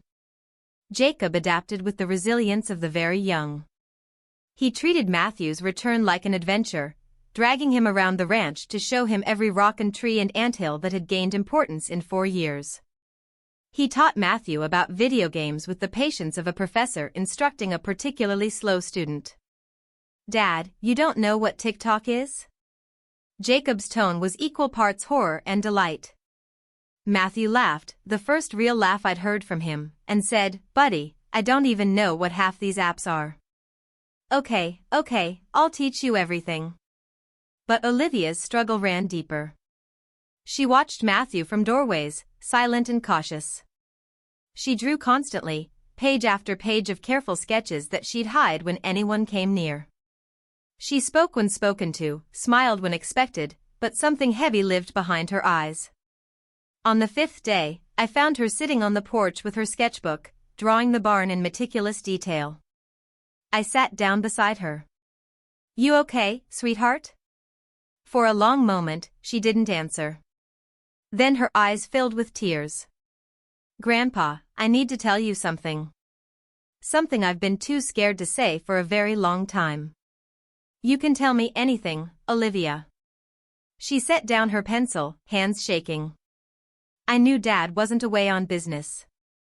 I was only 5 when Dad left," she continued, her voice barely above a whisper.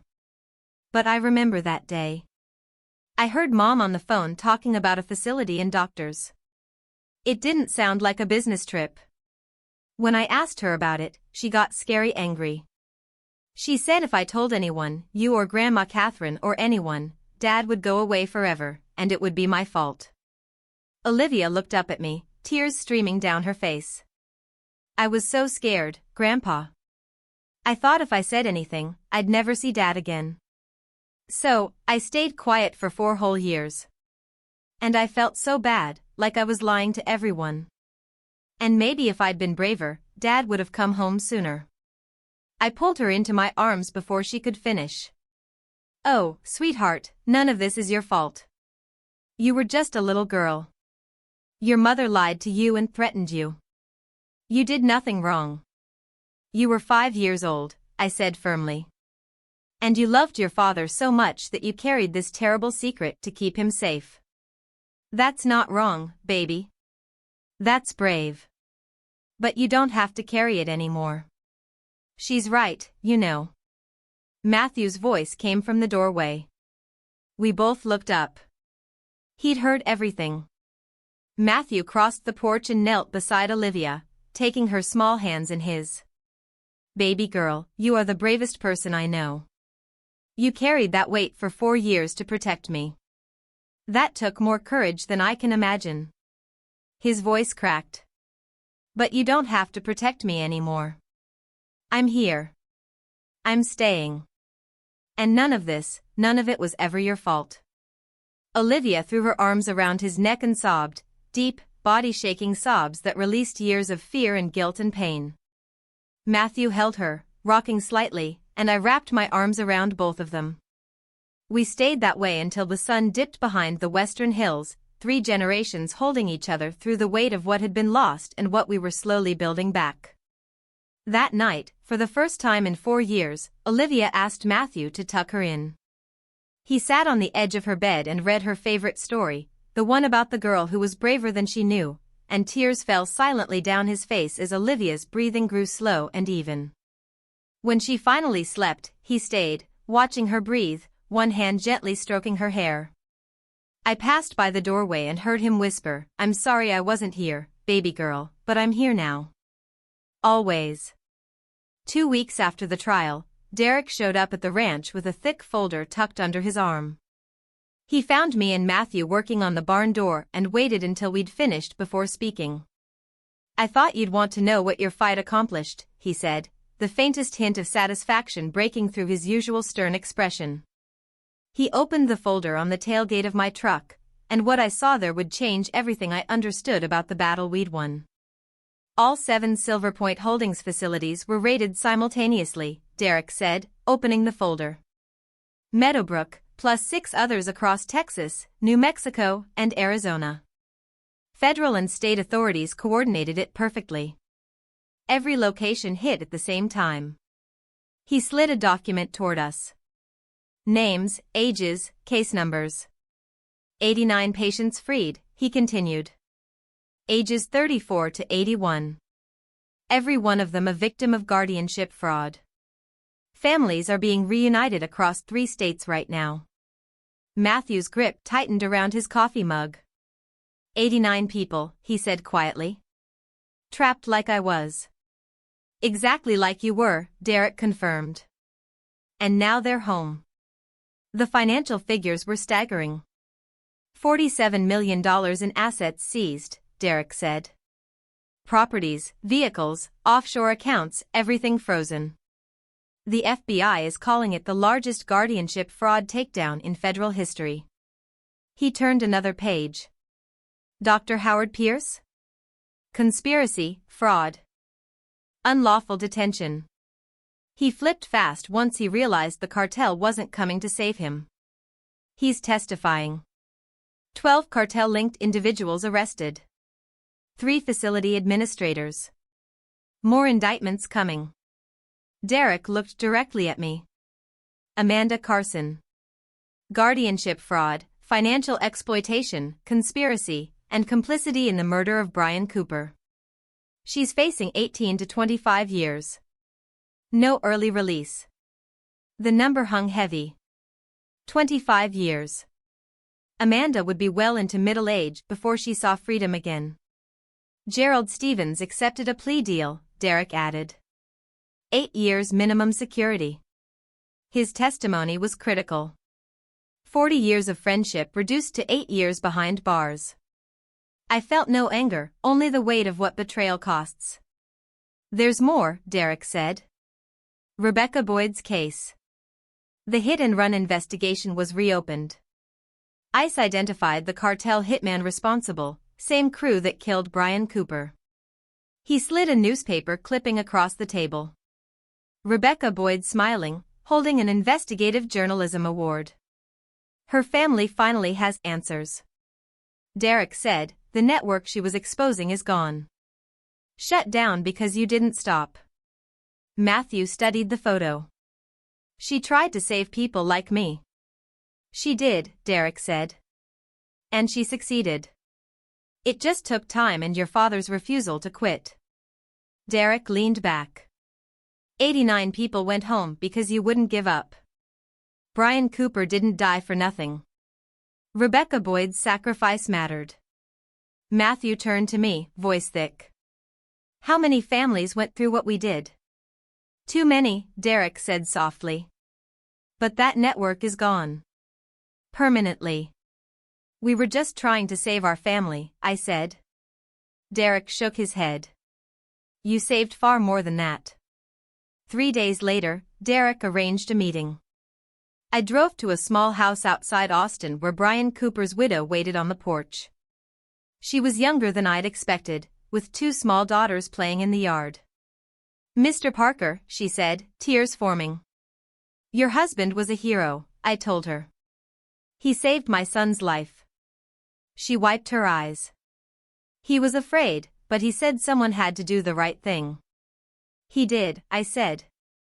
89 people are home because of him. I told her about the scholarship fund we were establishing for her daughters, funded by recovered assets. It wasn't enough, but it was something. She broke down, and I held her as grief and gratitude collided.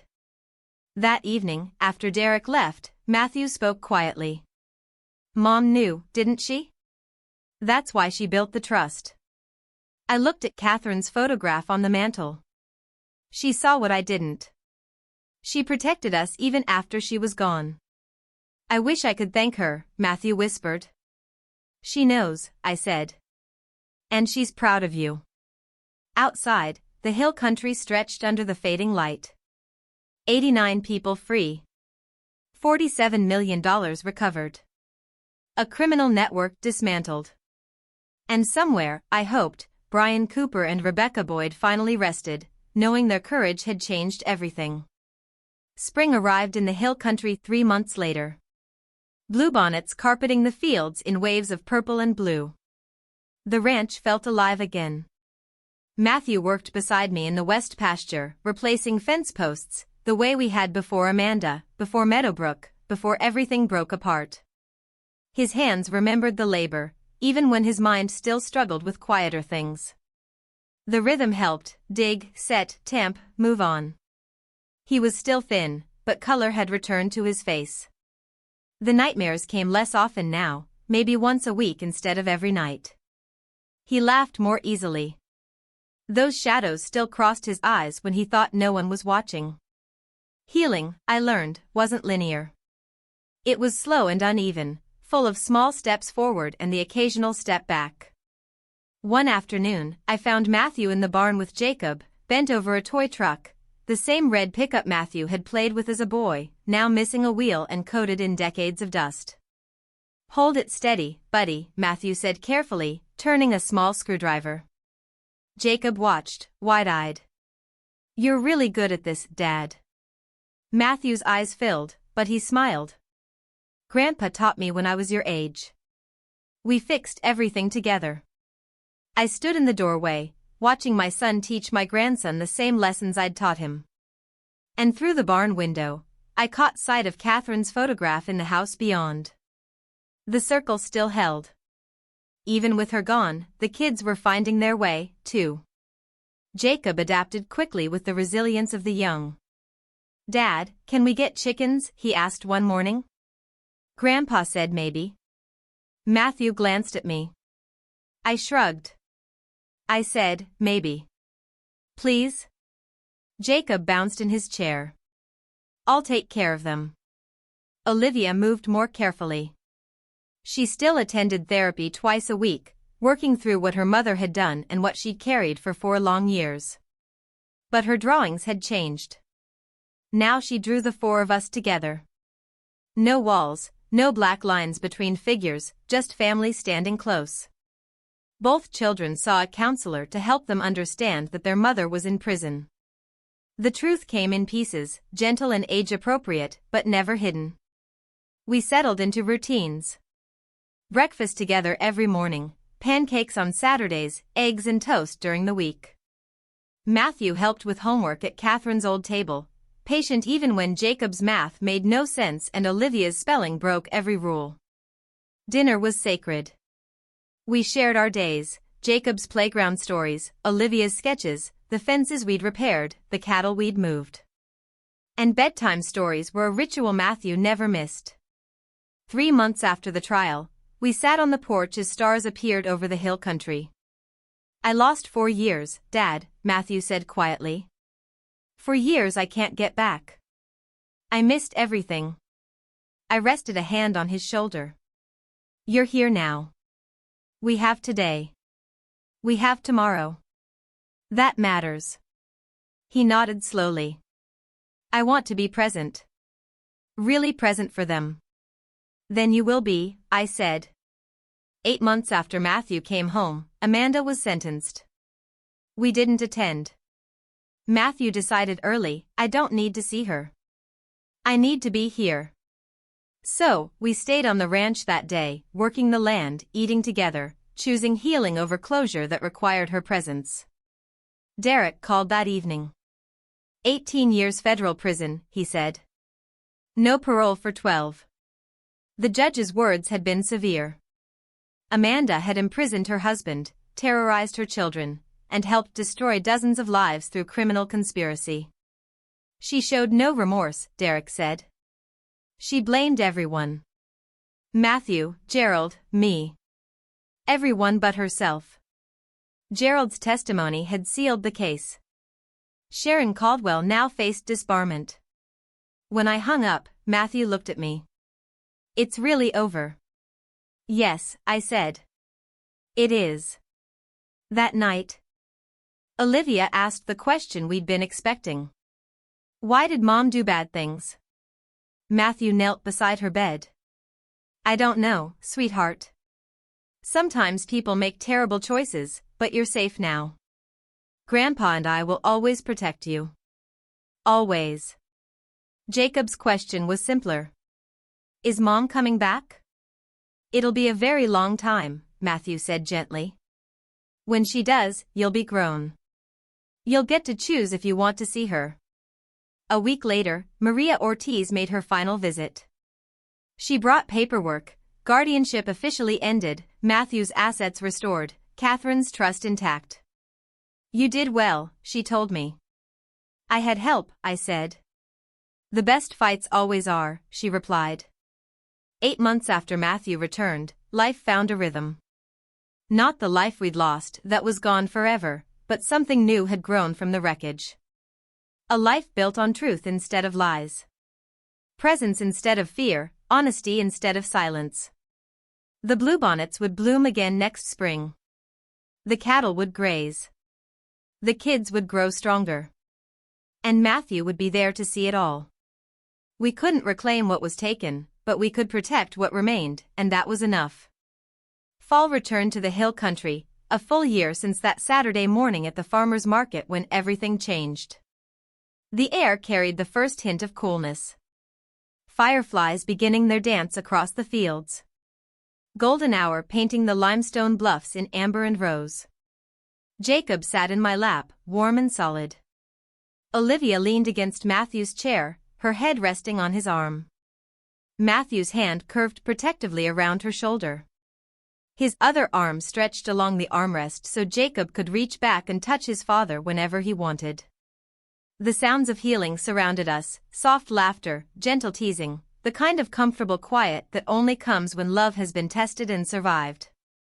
"I never thanked you properly, Dad," Matthew said quietly. "For not giving up. For believing when you couldn't even speak to me. For fighting when accepting the lies would have been easier." I squeezed his shoulder. "Son, giving up was never an option."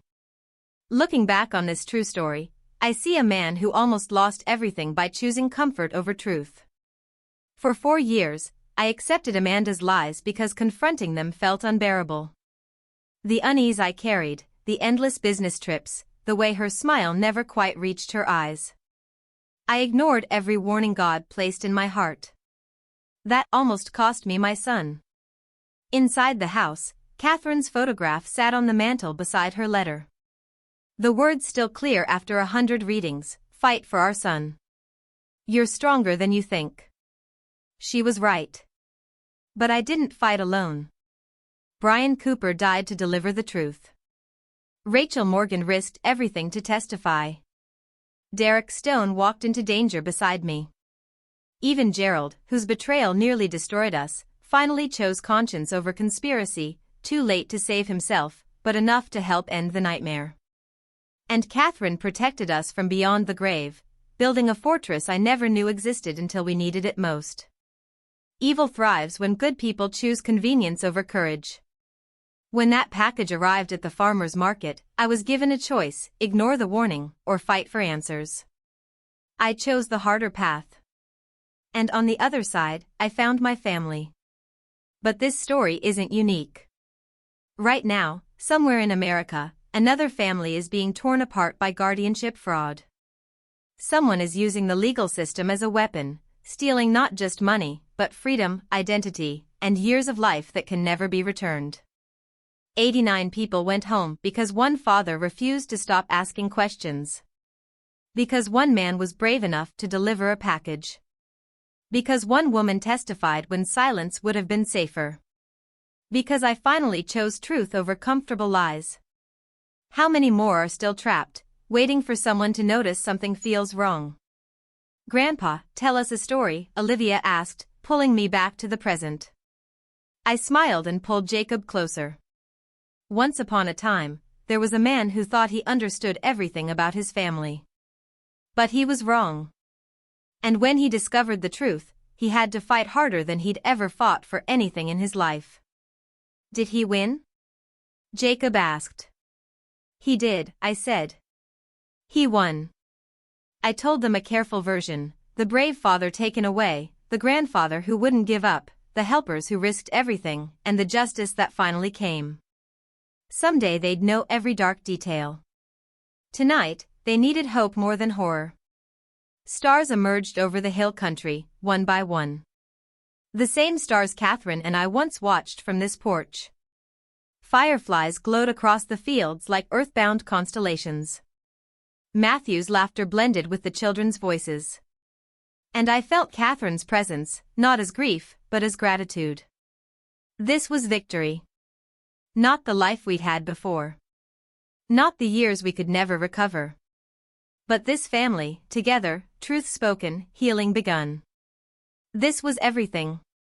Call to action: have you ever had a gut feeling that something was deeply wrong, even when everyone around you was telling you it was fine? What did you do?